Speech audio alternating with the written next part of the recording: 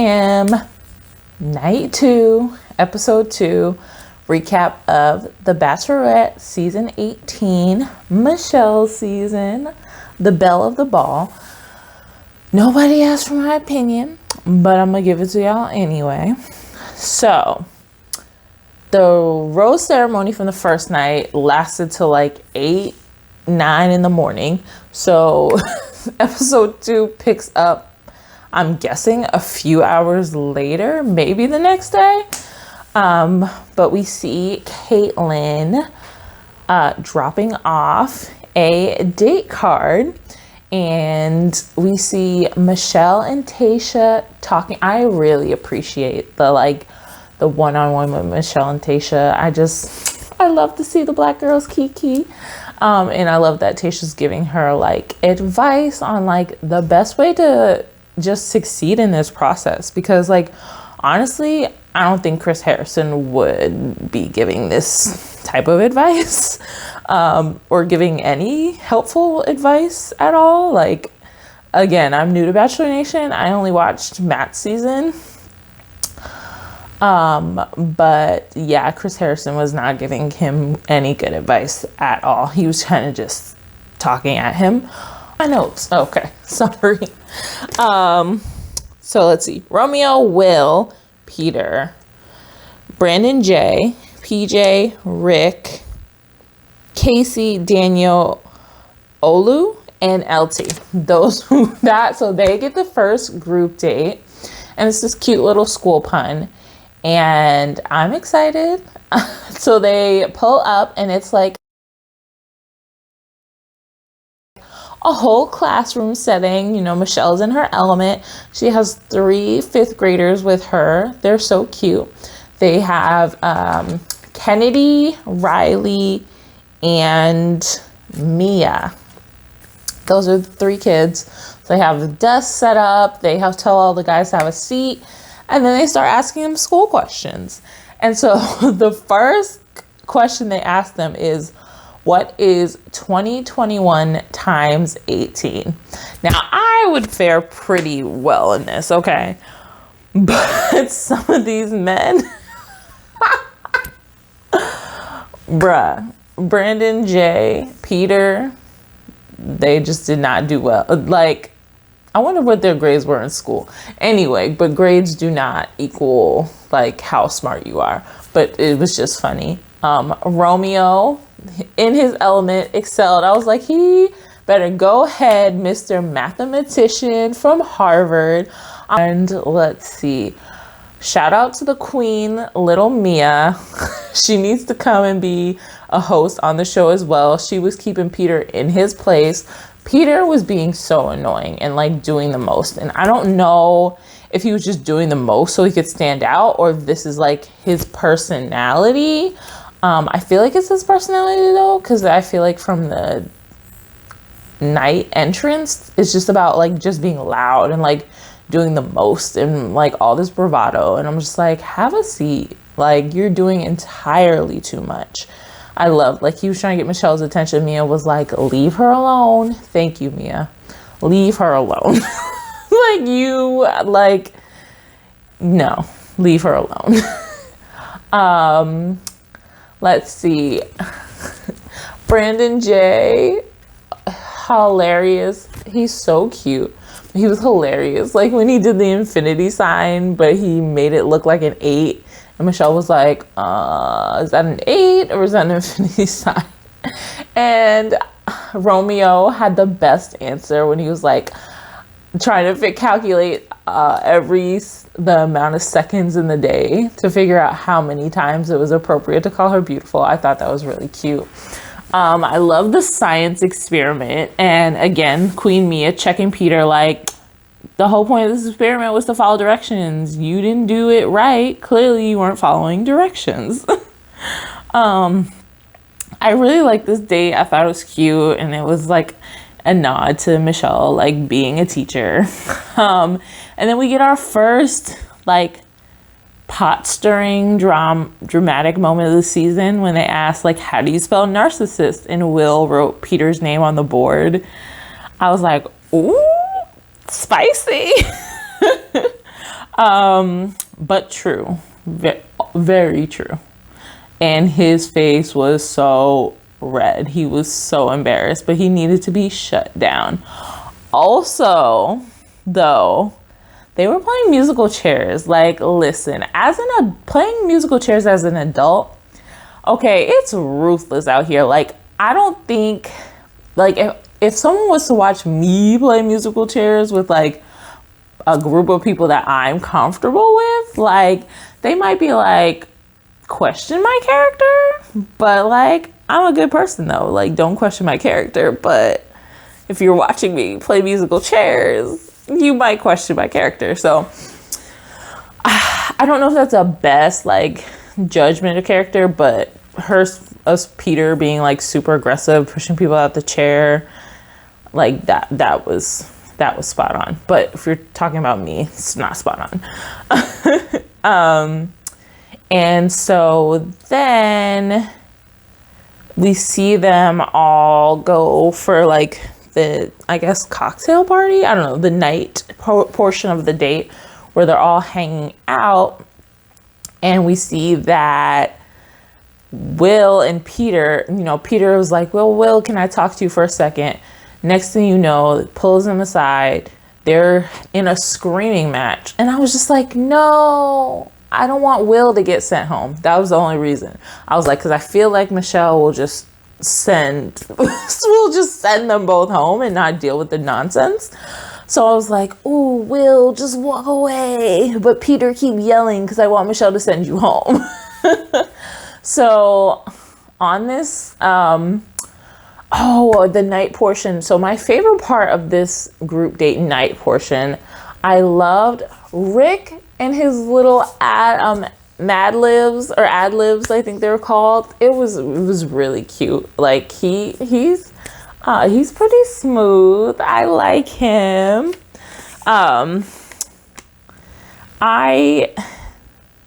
He caught me by surprise. Rick is surprised. I don't want to say surprised because he is in my top 4 for Michelle, but like that was like Michelle's top 4. It wasn't like my top 4, but he's coming off surprisingly smooth and I'm really liking it.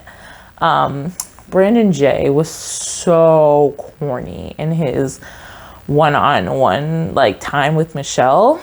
And I don't know, I just feel like anytime he's talking to her, it kind of sounds like he's like just memorized some like cheesy thing he saw off a meme on Instagram or on Pinterest. And I'm just like, be yourself. But also like he's cute enough to get away with the corniness. Like if he wasn't as cute as he was, I genuinely like I don't think Michelle would be interested. I would be uninterested. But he is cute. He's funny. And like Michelle said, not a good speller, but he was a good kisser. So good reason to keep him around. I was really annoyed by Will and Peter's arguing only because it kind of put a damper on Olu's one-on-one time with Michelle. Like you could clearly hear them like yelling in the background while they're like sitting there like trying to have their connection, which is so annoying and like it feels a little like you're sabotaging other people. It's like, okay, Peter, bring yourself down, but don't bring anybody else down with you, okay? Especially not any of the men of color. What else was good about this date? I think that's it. Except for the fact that I was just like, who is Casey? I really do need them to still be putting name tags up for everybody because I had no idea who Casey was. So then next we see another date card delivered. It's for the first one-on-one with Jamie, which I did predict Jamie was going to get the first one-on-one because he got the first rose in the rose ceremony. And I predicted that before I saw the spoilers or I didn't watch Michelle's interview on GMA. I was literally trying to go into the season completely blind so I could experience it for, like firsthand. So I was kind of annoyed with how he reacted for the one-on-one, where he was kind of like, he wasn't like happy and grateful. He was kind of just like, yeah, this is what I came for. We got to figure out if we're right for each other. Like, sir. And like, you could see how Nate reacted. I think Nate was kind of salty. Like, he thought he was going to get the first one-on-one because, he got the first kiss, he got the first impression rose. So like, and then I think he was also like insulted and also confused at Jamie's reaction to getting the first one-on-one, which we all were. He did not sound grateful at all, but I don't know, he kind of made it up, because in the ITMs, he was like, oh, I'm excited for this. So I don't know if he was just trying to like play it cool in front of the guys, which is like annoying. But yeah, like, so their date was, it was cool. It wasn't for me though. Like, he was like, how we gonna get up there? She was like, we gonna rock climb. I was like, no the heck I'm not. I will not be. So one of the producers is going to get a car and drive me up there. But first of all, Michelle looked gorgeous in her hot pink outfit. Like, honestly, like, I think she could wear a paper bag and she would still look gorgeous. But I liked the interaction between them, and just like she was saying, like how he was like coaching her, because you could see like he'd be like, oh, put your foot there, and she'd be like, I don't think that's a good idea, and then she'd put her foot there and be like, oh wait, no, like that was perfect, that was great.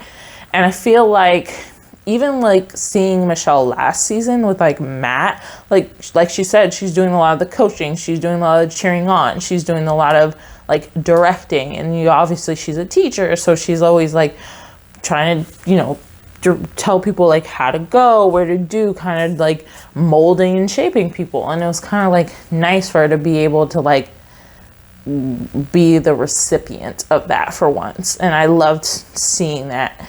I did think they had good chemistry. Like, Jamie is smooth. Like, he got some swag to him. And like, just like the way they were like kind of booed up at the end, like cuddling.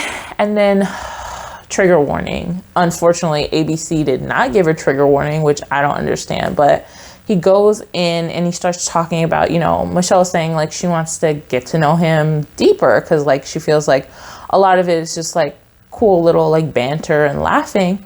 And so, he starts going into his childhood about how like, started out all good and then it got really rough. And then he witnessed his mom try to attempt suicide.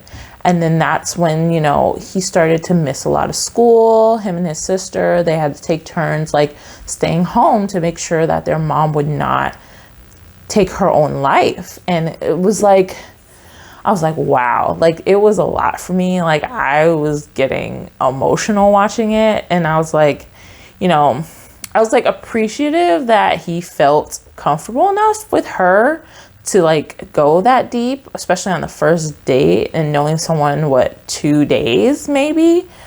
But I was also like, is this too deep for a first date? I don't know, because like it's hard to play your time, right? Because you don't have a lot of it, and you kind of got to make the most of the like time you get. So I know a lot of people are like, this is like weird first date stuff.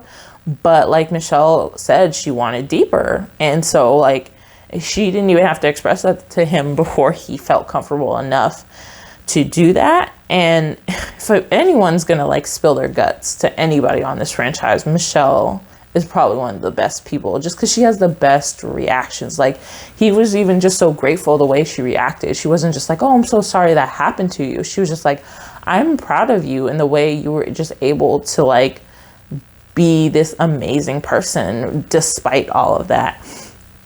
And I really like the way Jamie complimented her. Like, he wasn't just like, oh, you're beautiful, you're great. He's like, you're an extraordinary person. Like, imagine if someone called me an extraordinary person. Like, we be getting married, okay?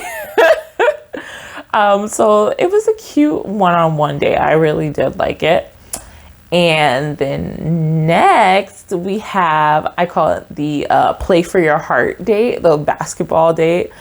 Now, we knew this was coming because Michelle's a basketball player, and like we all seen it in the previews or whatever. She looks gorgeous in her little workout set.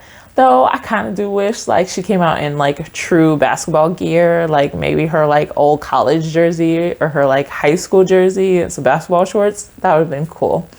But she brings out two players from the Chicago Sky. Shout out to the WNBA. I would actually love to see a Bachelorette WNBA crossover again, but like a WNBA player being the Bachelorette. Like, let's get Candace Parker as the Bachelorette. Like, let's start that campaign. So I loved this date. I'm a former basketball player as well. So I was in all my glory watching them play, and obviously the standout Joe.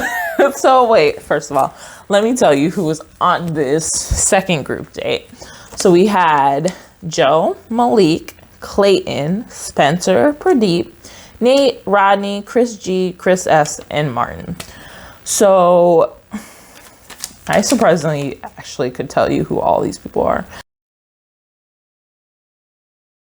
Anyway, so Joe, obviously, I knew Joe was a basketball player from Minnesota. I did not know Joe was a baller from Minnesota. He was Mr. Basketball. So for those who don't know, Mr. Basketball, I believe it's in every state. They name the best player in the state, like the whole state for that year. Joe was Mr. Basketball 2011, and Michelle, the fire basketball player she is, was also Miss Basketball 2011, but she was the runner-up. She was second, but still, like, I would have loved to have been Miss Basketball runner-up. Okay, I would have loved Miss Basketball top 10. Okay, so they do little warm-ups. They're playing one-on-ones or whatever. They break into two teams and they play a game of 5-on-5. So they have the Lover Boys versus the blue team. I don't remember what the blue team was. So the red team was Joe, Malik, Pardeep, Clayton, and Martin. It was Martin because I remember Martin was on the losing team. No, Martin was on the winning team. It wasn't Martin. It was one of the Chris's. I can't remember which Chris. Anyway, so the red team is getting smacked. Like at one point, I think it was like 13 to like 25 or something like that. The red team was getting smacked, but Joe was on the red team. Like I mentioned before, he's a baller. So Michelle calls a timeout. She's telling the red team, like, y'all need to get it together. And then the beast comes out. Joe takes over the game. Him and Malik. He was throwing alley-oops to Malik, who I believe also played college basketball as well. And I think the red team ended up only losing by 1 point, even though they were getting smacked. And also you could tell Joe was getting frustrated. Like, you know, we see earlier that he was talking to his mom, and unfortunately someone very close to him passed away. So like, I get why like he was off in the beginning, because at first I was like, is he missing these shots on purpose? Like when he was doing his little one-on-one with Michelle. But I'm like, no, he might be distracted by like what's going on in his personal life. But yeah, I think that he kind of got it together when he was like, oh, we're about to lose and I'm gonna get no time with Michelle, and like I just got this crappy news. So I was glad that he was able to like get the MVP and get to go on the date with the blue team that won. First of all, very hilarious that Nate is 6'8" and he sucks at basketball. I know that's going to be hella frustrating for like Michelle. She's like, you're 6'8", you can't play no basketball? Like, not at all? Like, Also, another thing I was going to say, like, I know it's also very frustrating for Joe because his team was not athletic at all. Like, besides Malik, I think Clayton was on his team too, but Clayton played football. It don't translate. But it's also frustrating too when you're just like, yo, my team sucks. And I know Joe was probably hella competitive and he's just like, my team sucks. I'm the only one who could play good. We losing. I'm having an off day. Like, now I'm just ranting. What else did I like? So yes, the red team loses by 1, but Joe gets the MVP and he gets to go on the after date with the blue team and Michelle. Now, anyone who plays basketball knows the MVP is never on the losing team. So I'm sure either Michelle was like, I want Joe on this date. So he's coming regardless of whether his team wins or not. Or the producers are trying to stir the pot and they're like, send Joe on the date. Because this might, like, the guys might start to get tip-offs that they had some type of interaction before this show. So Joe gets to go on the date. So we see the guys who lost. Well, first of all, we see the locker room. The blue team is celebrating, throwing champagne everywhere. The red team is full of sad boys. They were just all so sad. I was really like, I thought they were going to pull like what they did in Matt James' season where the team that lost actually does get to go later. Like they told him later, like, oh, you have to go get dressed. But they didn't do that. So the red team goes home and they're like, oh, aren't the guys are like, wait, aren't you missing somebody? And they're like, yeah, Joe got the MVP, so he gets to go with the winning team. And they're like, what? He's on the losing team and he gets to go? Well, if he's on the losing team and he got the MVP, that doesn't make sense because, like I said before, MVP is never on the losing team. How are you the most valuable player if your team lost? Anyway, so when they go to the night portion of the date, Joe gets the first one-on-one time with Michelle. And this sucks me in, guys. Like, listen, if you are a basketball player, you have dreamed of a love and basketball situation. Like, I would 9 times out of 10, if you're a basketball player, you have dreamed of a love and basketball situation, okay? So just like seeing them playing their one-on-one, they're, having their talk. And even Michelle, like I said, Michelle said it. She was like, I don't know if it's the basketball. I don't know if it's Minnesota. I'm like, yes, it's all of it. Like, it's the basketball. It's because every girl dreams of it. Well, every girl baller dreams of it anyway. Guys be dreaming of it too. But yeah, and just like they were talking and, he really opened up to her about like losing someone really close to him that he found out this morning. And I love that Michelle was like, you don't always have to be like The Rock. And I loved that. Like, that's something like Black men need to hear more. Like, you can show emotion. Like, you can show that like you're sad. Like, you can be vulnerable too. And I loved that. And then they play a little bit of one-on-one with their little hoop thing. And I'm just like, he misses another shot. And I'm like, are you missing on purpose? Are you trying to insult Michelle? Because she could probably beat you in a one-on-one. Anyway. But yeah, and I had a whole life. I was like dreaming of their life. I was like, they probably have a little boy and a little girl. And they play 2-on-2 in the backyard with their hoop in Minnesota. Like, I was dreaming of a life for Michelle and Joe. Like, I really, like, it sucked me in. And then we see her with Nate. First of all, Bachelor producers, stop cutting Nate and Michelle's time. I was so mad when I saw, like, they had looked like they were having so much fun, and we got to see like 2 seconds of it. But I did like that and thought it was funny that she was like clowning him for being bad at basketball and how tall he is.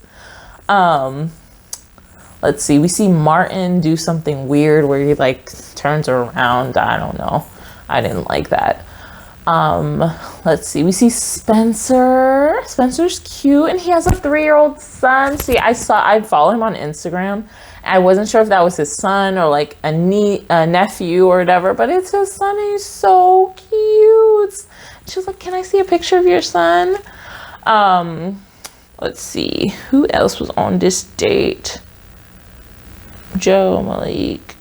I'm actually disappointed I did not get to see her one-on-one time with Pardeep. If she had one-on-one time with him, he got like no screen time, and he seems really cool and cute. Justice for Pardeep.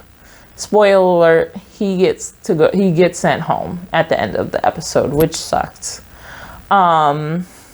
But yeah, I think we didn't really get to see her one time with like, no, because I think both Chris's were on the losing team. I can't tell the Chris's apart. I don't know. I think one of the Chris's, but also back up. One thing I missed while Joe and Michelle were on their one-on-one, Martin was like, they've been gone really long time. He's like cutting into my time. And then he's like, Joe was a really good basketball player in Minnesota, and he went to the University of Minnesota. So like, him and Michelle must know each other. Yes, he is the one who plants the seed of Joe and Michelle knowing each other. He is the first one to bring it up. And I really love that because it seemed like the guys were going to go on a tailspin, and I really thought they were about to like grill Joe when he got back. But then I love that Nate like leveled them out and was just like, I don't care. Doesn't matter. I know my connection with her. He was just like cool, calm, collective. I really think he like brought the group, like he saved the group from going on a tailspin. So later I don't know if it's the same day. It's probably the next day. I really can't tell with the timing with this show. I'm like, I don't know if it's been a day, a week, a couple of days. I don't know. So then we see like the cocktail party. And so we see Martin, Jamie. Oh, I forgot to mention. So Brandon J got the date rose for the first group date. She gave Jamie a rose on their one-on-one, and then she gives Joe the group date rose for the second date, for the Love and Basketball date. And so then we see Jamie, the cocktail party starts. We see Jamie, Malik, Martin, and Spencer.